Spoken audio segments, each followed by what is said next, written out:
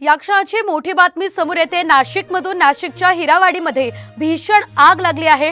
2 चारचाकी वाहनांना आग लागल्याने खळबळ उडाली आहे। अग्निशामक दल आणि पंचवटी पोलीस घटनास्थळी दाखल झाले आहेत। मात्र ही आग नेमकी कशामुळे लागली हे अद्यापही कळू शकलेलं नाही आहे। मात्र नाशिकच्या हिरावाडी परिसरातली ही दृश्य आपण बघतोय।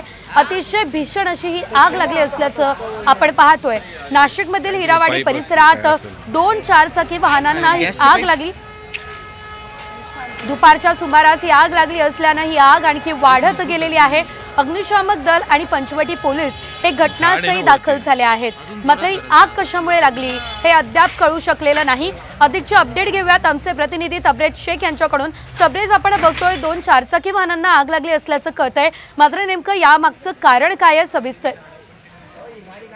बरोबर, नाशिकच्या पंचवटी परिसरात हिरावाडी या ठिकाणी उभ्या असलेल्या 2 गाड्या 2 चारचाकी वाहनांना अचानक आग लागल्याने परिसरात एक धावपळ उडाली आहे।